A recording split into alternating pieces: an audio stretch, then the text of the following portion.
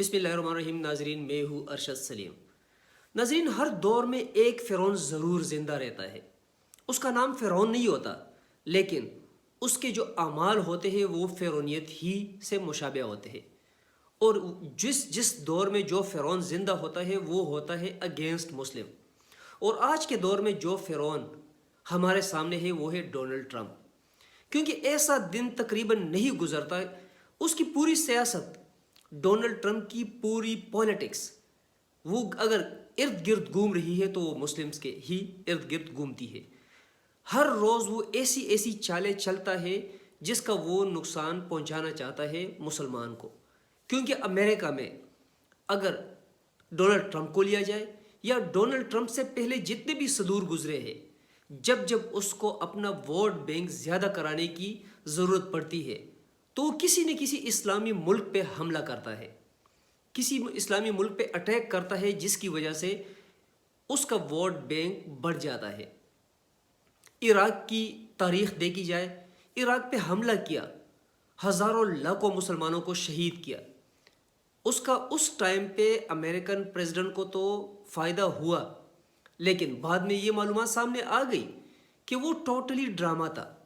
9/11 کے بارے میں بھی بہت سی چیزیں سامنے آ چکی ہے کہ وہ بھی ڈرامہ لگ رہا ہے، اور اس کی وجہ سے افغانستان کو تباہ اور برباد کر دیا اور اسلام کو کتنا زیادہ نقصان پہنچا. آج کچھ انتہائی اہم چیزیں آپ لوگوں کے ساتھ ناظرین میں شیئر کروں گا جو موجودہ وقت کے مناسبت سے انتہائی اہم ہے. ڈونلڈ ٹرمپ کے بارے میں ریکویسٹ ہے کہ اگر ہمارا چینل اب تک آپ لوگوں نے سبسکرائب نہیں کیا تو اس کو ضرور سبسکرائب کریں.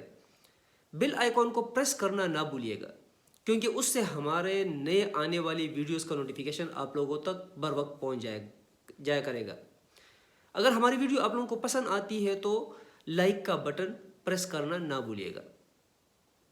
ناظرین، ڈونلڈ ٹرمپ نے ایک ٹویٹ کیا ہے، اور اس ٹویٹ میں اس نے جو ہمارا قبلہ اول ہے، قبلہ اول جو فلسطین کا بہت سارا ایریا ہے، وہ اسرائیل کو دینے کی بات کی ہے. اسرائیل اور فلسطین کے بیچ میں وہ معاملات کو حل تو کرنا چاہتا ہے، لیکن اسرائیل کے خواہشات کے مطابق. اور اس بات کو، اس ٹویٹ کے بعد، یہ فیصلہ کرنے کے بعد، اس بات پہ ہمیں بہت زیادہ فخر ہے کہ پاکستانی وزیر اعظم عمران خان نے، موجودہ حکومت نے اس بات کو ٹوٹلی نگلیکٹ کیا ہے، ٹوٹلی جو ہے نا اس کو سائڈ پہ کر دیا ہے کہ پاکستانی حکومت اس کو کبھی بھی نہیں مانے گی. پاکستان کی حکومت نے اپنا جو پوائنٹ ہے وہ سامنے رکھ دیا ہے کہ پاکستانی حکومت اس صورت میں اس طرح کی باتوں کو مان سکتا ہے کہ جو ہمارا قبلہ اول ہے، جو فلسطین ہے، فلسطین کا جو علاقہ، جو ایریا اسرائیل قبضہ کر چکا ہے، اس کو چھوڑ دیا جائے، اور جو ہمارا قبلہ اول ہے اس کو پروٹیکشن دی جائے، نہ کہ یہودیوں کے فیور میں جو ہے نا فیصلہ ہو. حقیقت پہ مبنی فیصلہ ہو تو پاکستان کی حکومت ہر وقت یہ فیصلہ ماننے کے لیے تیار ہے. ڈیوس میں عمران خان کی اور ٹرمپ کی ملاقات ہوئی تھی. ادھر بھی بیک ڈور چینل پہ باقاعدہ عمران خان کو یہ میسیج دیا گیا، عمران خان کو اس ایشو کے لیے تیار کرنے کی کوشش کی گئی کہ وہ اس جو یہ ایک پتہ ٹرمپ کھیلے گا تو وہ عمران خان ٹرمپ کے فیور میں بات کرے اور ٹرمپ کے اس فیصلے کو مان لے. لیکن عمران خان نہ تو نواز شریف ہے، عمران خان نہ مشرف ہے، اور نہ ہی عمران خان زرداری ہے کہ جب امریکہ کی طرف سے صرف ایک میسیج آئے اور وہ لوگ جو ہے نا اسی وقت تیار ہو جاتے ہیں. اس کے بیک پہ بھی ایک بہت بڑی سٹوری ہے، ایک بہت بڑا لاجک ہے کہ وہ لوگ آخر کیوں امریکہ کے ایک اشارے پہ سب کچھ مان جاتے تھے. کیونکہ جب انسان کا اندر کا من چور نہ ہو، انسان میں جب دو نمبریاں نہ ہو، تو وہ کبھی بھی نہ کسی سے ڈرتا ہے اور نہ کسی کی دھمکیوں میں آتا ہے، بلکہ اس کو بہت زیادہ گھمنڈ ہوتا ہے اپنے رب پہ، بہت زیادہ اس کا عقیدہ پختہ ہوتا ہے اپنے عظیم ذات اللہ کی ذات پہ. اور عمران خان انہی میں سے ایک ہے.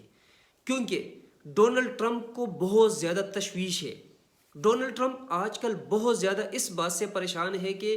جب بھی کوئی چیز ہم عمران خان کو یا موجودہ حکومت کو بتاتے ہیں تو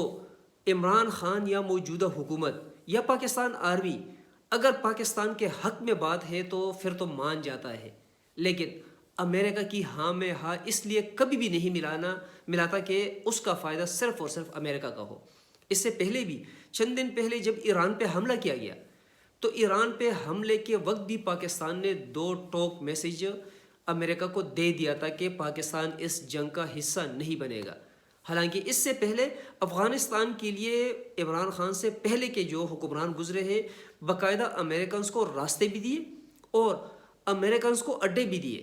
لیکن عمران خان نے ٹوٹلی انکار کر دیا کہ ہم جو ہے نا اس جنگ کا حصہ نہیں بنیں گے۔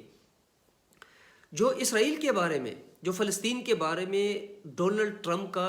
فارمولہ سامنے آیا ہے، جو ڈونلڈ ٹرمپ کی 2 نمبری سامنے آئی ہے،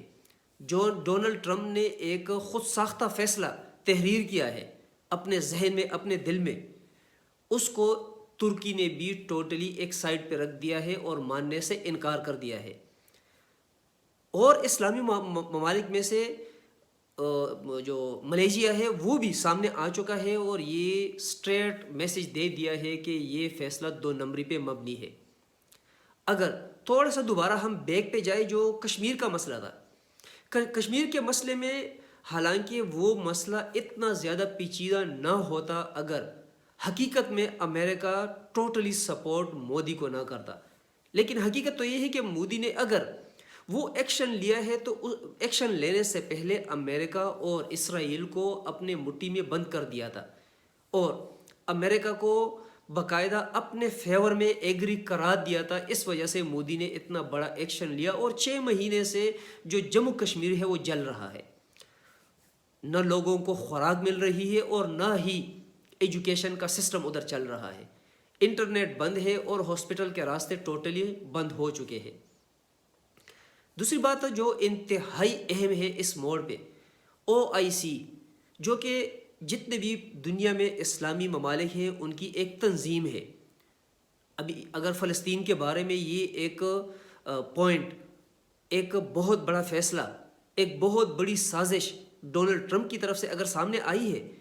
تو کیا OIC نے کوئی ایکشن لیا ہے؟ بہت افسوس کی بات ہے کہ OIC اس سے پہلے بھی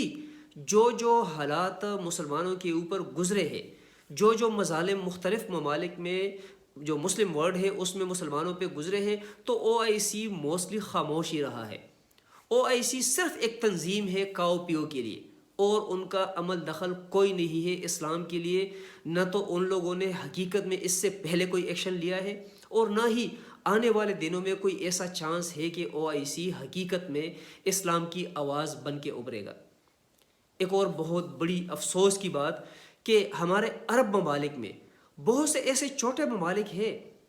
جن کا سب کچھ رحم اور کرم پہ چل رہا ہے امریکہ کا۔ اگر سیکیورٹی کا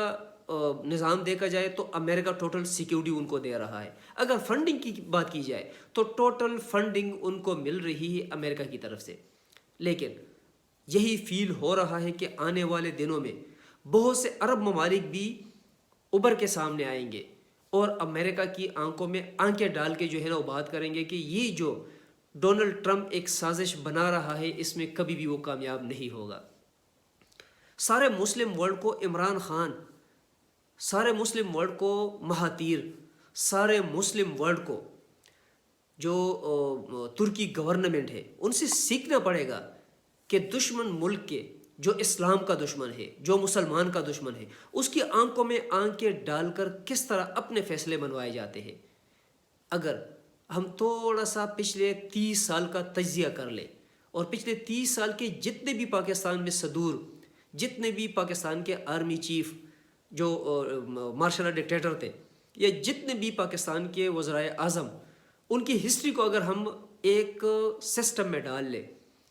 تو موسٹلی آپ لوگوں کو یہی نظر آئے گا کہ جب یہ لوگ امریکن صدور کے ساتھ ان کی نشست ہوئی ہے، جب بیٹھے ہیں تو ان کا بیٹھنے کا سٹائل بتاتا ہے کہ یہ کتنا زیادہ ان سے ڈرے ہوئے ہیں۔ لیکن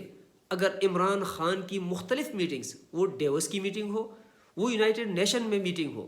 یا کسی اور فورم پہ جو ہے نا اگر امریکن پریزیڈنٹ یا امریکن بہت بڑے ٹائکون کے ساتھ اگر میٹنگ ہو، تو عمران خان کا جو لب و لہجہ ہوتا ہے،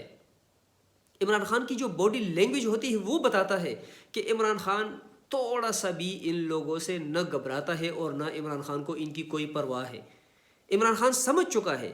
کہ دنیا میں اگر ترقی کرنی ہے تو دوسروں کے پاؤں میں بیٹھ کے ترقی ہم نہیں کر سکتے، بلکہ اپنی بات منوا کے ہی ہم ترقی کر سکیں گے۔ اور حق کے لیے ڈونلڈ ٹرمپ ہو یا کوئی سا بھی بندہ ہو، اس کے سامنے ڈٹ کے جو ہے نا اپنی بات رکھنی ہوگی، تب ہی اس میں پاکستان کا بھی فائدہ ہوگا، تب ہی اس میں اسلام کا ہی فائدہ ہوگا، کیونکہ اسلام کا فائدہ ہوگا تو انشاءاللہ پاکستان کا فائدہ ہوگا، پاکستان کا فائدہ ہوگا تو وہ اسلام کا فائدہ ہوگا۔ کیونکہ اگر حقیقت میں جو ہے نا پورے مسلم ورلڈ میں دیکھا جائے تو حقیقی معنوں میں پاکستان ہی مسلم ورلڈ کو ریپرزنٹ کر رہا ہے، کیونکہ اکلوتا سپر پاور ہے پاکستان۔ ناظرین شکریہ۔